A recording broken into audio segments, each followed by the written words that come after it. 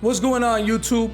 B-Side here, and today I'm bringing you what I promised. A couple of days back I made a video on tips on how to survive Diablo, and today I'm bringing you the warrior guide, and I'm gonna give you some tips to survive, as well as tell you what the warrior is, what stats it has, how to distribute the stats, and what to wear during the dungeons, and what to farm for or where to farm for. So let's get started. So the warrior is the main protagonist of the game.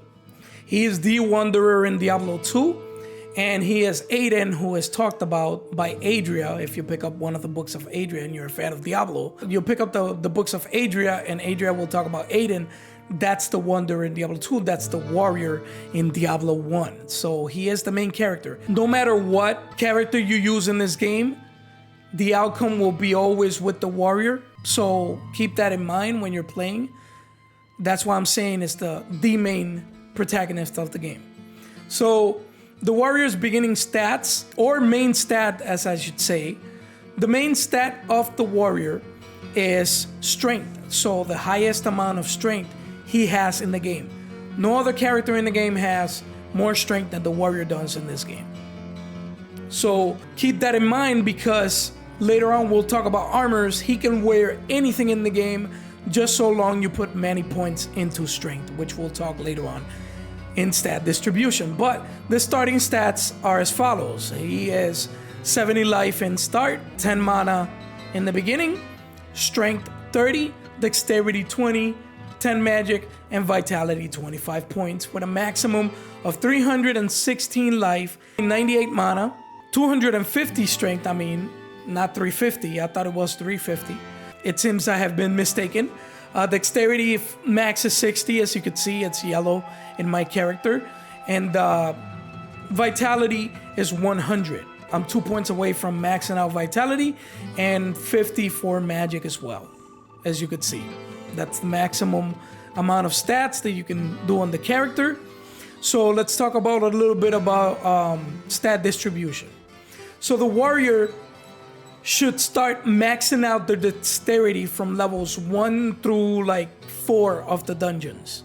Once you get to the butcher in level 2, you'll be able to hit him, and he will be able to fail his hits, and you'll be able to hit him as much as you can until you finally kill him. Keep in mind and keep stashed in potions just so you can do that.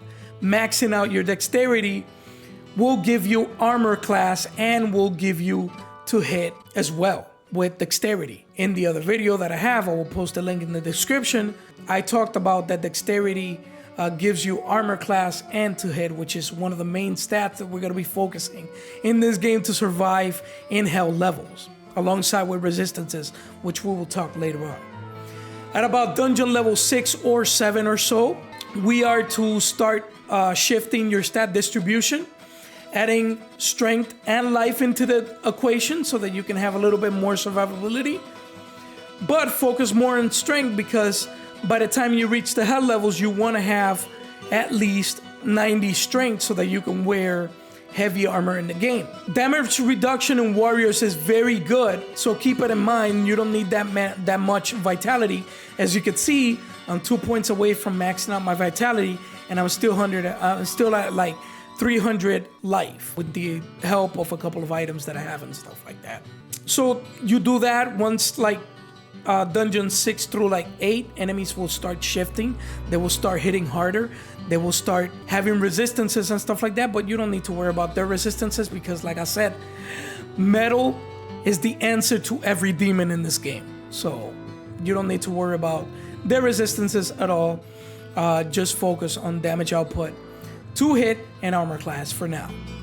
But when you start going into the cave levels, which is level 9 to 12, you want to start putting resistances, because there's monsters in this level that actually can hit very hard with elemental damage, and as well as physical damage. So you need to keep in mind to keep armor class and to hit pretty high. I believe the highest I've gone searching for items in this game is about 60 to 80 armor class, depending on how good the map setting is and how well the drops are in your game. It all depends on the drops. The drops are always random in every game instance that you start. Yes, you can start new game, but you want to focus on strength and vitality. Not so much on vitality, but more so on strength, so you can wear higher armor so it's harder for them to hit you. Once you get to levels 13 to 15, Pepin, the healer, which I will show right now. As you can see, my stats are like almost maxed out and I'm only level 34. I will speak on that later, but let's check on Pepin. If you can see here, Pepin does not sell anything now because I restarted a new game. I'm in level 8. But he will start selling things like elixirs. What ails you, my and friend? You can receive healing from him. You could buy rejuvenation potions. This is where you buy your healing potions. And under here, once you get to the later levels, he's gonna start dropping elixirs. And elixirs cost 5,000 gold. If you lack the gold, I would suggest duping, because duping in this game is legal. But if you run out of gold, just go to the hell levels and start selling like the gear that you have or the gear that you don't need.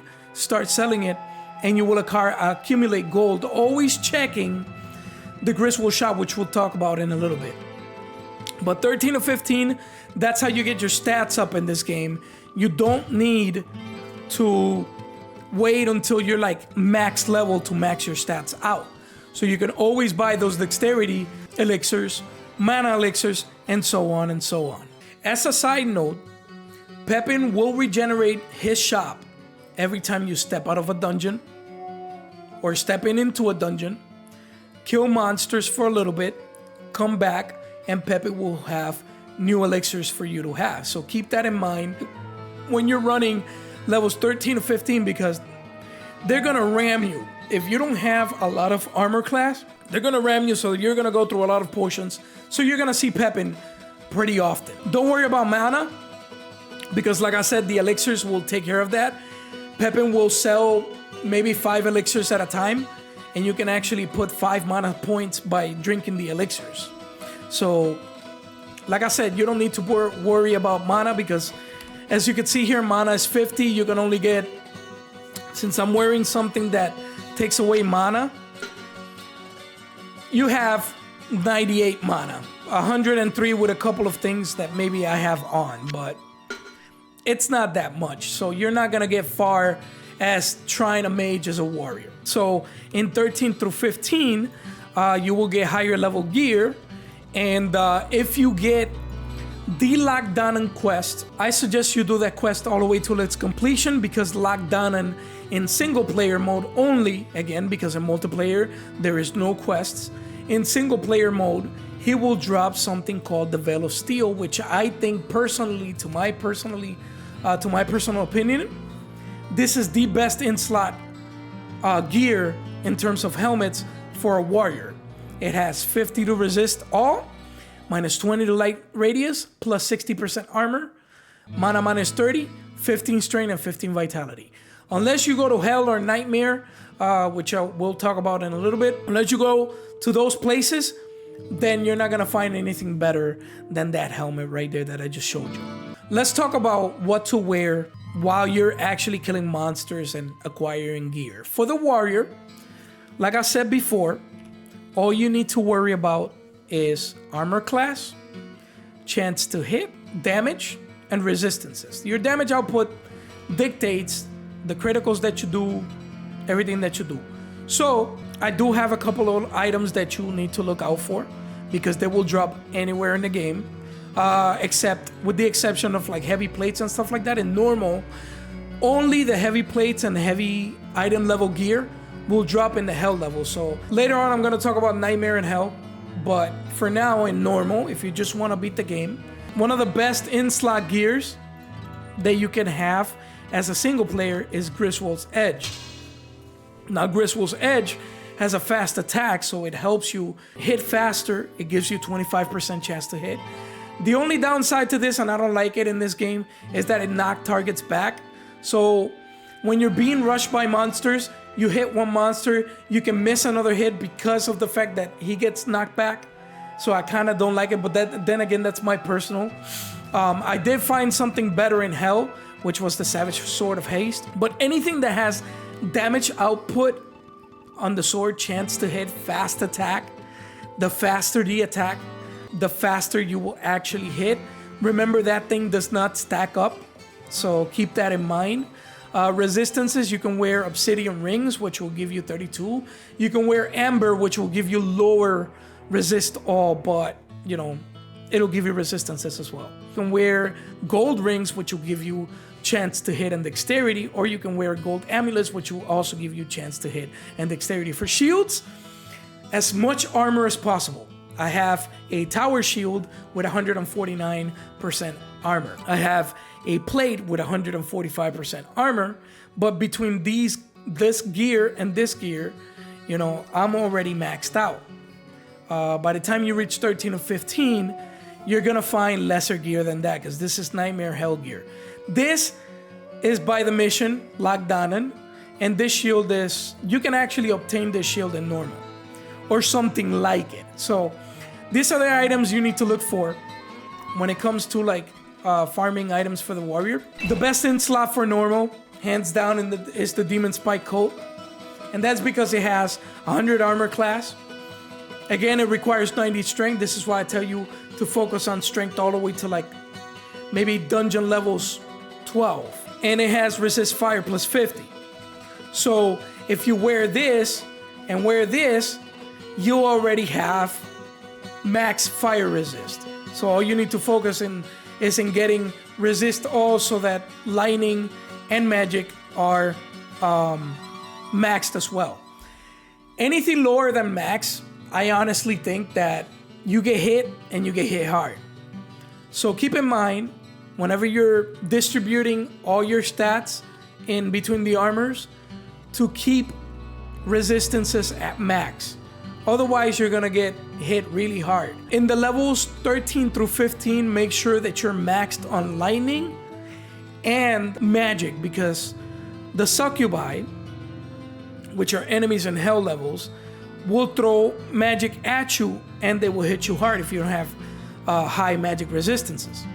So keep in mind, the Griswold's Edge, you will obtain it by doing a quest. In order to obtain Griswold's Edge, you have to be at least at dungeon level 9. You will pick up the quest there, and then the Anvil of Fury, which will be at the center of the map always, is also level 10 of the dungeon. And then once you actually give him the quest item that he requests, it will give you Griswold's Edge. Demon Spike Coat will drop either by Lagdanan. Lagdanan will drop other armor that are very beneficial for the warrior for each class.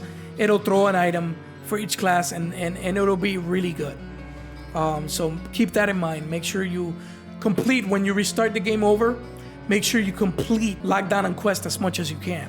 And also stay vigilant for the Warlord of Blood quest, which is also a 13 or 15 level quest. It'll be in dungeon level 14. And he will always spawn right next to the entrance to level 15 dungeon. He will drop any item in the game, and all the armor racks that you have next to the entrance to level 15, which is nearby, will drop a high level item. So keep that in mind when you're farming for items for the warrior. When it comes down to what to wear, anything that has chance to hit, resistances, and high armor class for the warrior. Do that, and your warrior will have no problems clearing any dungeon level as possible. The way to farm in this game is very simple. All you gotta do is start a game over, go all the way to dungeons level 13 through 15, because if you're high level, any other dungeon in the game will throw a low level item. But if you do dungeons 13 through 15, it'll throw the highest level item. The highest level item in this game, I believe, is level 27. I could be wrong, but to get uniques is level 27. Maybe in hell levels, maybe the item level is 30, but no higher than 30. So you can drop pretty much anything in the game in dungeon levels 13 through 15. But you have to repeat the process in single player every time. In multiplayer, however, it's a little bit different, because everything is unlocked already for you. So all you gotta do is start a new game, go to normal hell, which is 13 through 15, and clear dungeons, and you will spawn almost any item in the game. But if you feel like that's too easy for you, there is Nightmare and Hell levels for this single player mode. Oh, also, before I finish, be also on the lookout for items like this. This item is dropped randomly. However, it's got a very good armor class, but it'll bring all your resistances to 0. See, this is why I said in the video before that unique items actually suck in this game. This is the reason why. But as you can see, it's got 20 to all attributes. You can also, at the low levels, wear something like these if it drops, which is Dragon's Breach. It's a good starting warrior item in the game because it requires only 50 strength. This is a bow that I found in the end levels of the game. It's called Flame Dart. It's pretty good. Most of the bows in this game are pretty good in this game, but like nothing that comes from the warrior, like in terms of like swords, with the exception of like maybe 3 or 4 swords that impact other stats. You know what I mean? So keep that in mind, that if you're wearing a unique item like the Veil of Steel, you will have impacted stats, but it will benefit other stats in the long run. So keep that in mind. Shrines. There are shrines in this game. If you don't know what that shrine does, I will leave a link in the description below so that you can get the shrines that will benefit you in this game. Otherwise, leave them alone in the first playthrough. The way you farm in this game is simple. Each time that you clear the game, you start a new game, the game will generate a map, the maps for you. It'll generate the monsters, and it'll also generate the drops. So anything in the game can drop in normal, just so long as the monster has the level to drop that level item. So if you're looking for high item level items, you have to kill high level monsters, which are found all the way from the catacombs all the way to level 15. But I like to focus more on level 15, 13 through 15, because the monster level in those specific dungeon levels, in normal at least, is 19 through 27. Anything in the game can drop in those dungeon levels, so keep that in mind. The shop is also another way you can farm items in this game. And a good example of this, I'm gonna leave these items because I did stash these items in the game. I just did it for like content reasons. I will talk about in another video on how to stash these items the way I do them, because in order to stash items in the game, you need a mod, and it's DevilutionX, which I will also throw a video. But the way to farm items in this game is through Griswold Shop.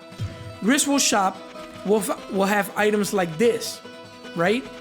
High level, when you're high level. But when you're leveling, he will regenerate his shop every level that you level, as well as wirt, which I'm gonna show you right now. Let's walk all the way up to there, right? And wirt will actually give you an item per level. Psst, over here. So when you get items like this, like Savage, Weird, Gold, Obsidian, Zodiac, when you get items like this, they're like very high stat items. So keep those in mind. So whenever you feel like you don't have the items, because when you stop leveling, they stop showing you items per level. Like you can't load the items per dungeon level or anything like that. You can't skip. Like you can't go to a dungeon, come back, and expect to have a different item. So what you do is you start a new game. You go to new game, load it again, and when you walk, right? Whoa, what can I do for you? I mean, you refresh, and you can see different items in Griswold as well as wirt. I'm not gonna walk over there because it's a chore to walk over here. You know what I mean? So that's how you pretty much farm in the game. You keep quitting and stuff like that. Before I forget, I'm gonna talk about Nightmare and Hell. See, single player, you can't skip anything, so you have to skip dungeons by just going by their stairs all the way until you unlock 13 or 15 in normal. But if you want to go to Nightmare, if you feel ballsy enough and you want to go to Nightmare and Hell, the monster level increases in Nightmare and Hell. So monsters that were monster level 1 through like 5 in the levels 1 through 5 dungeons in the game in normal are now 15 through 19, so on and so on. In hell, they're the highest level.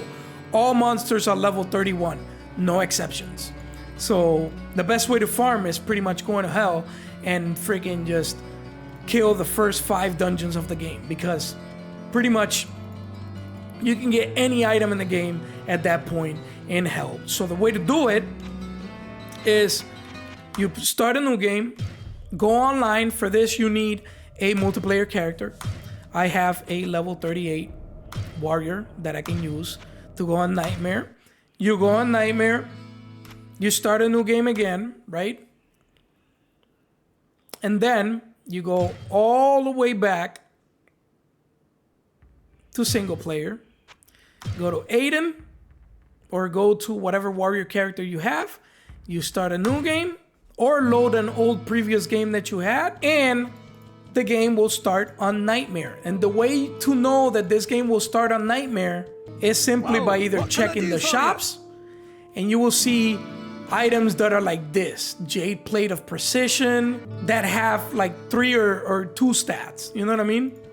Or the best way to find out, to know if the game is on Nightmare, is to go to level 1 dungeon, right? Level 1 dungeon.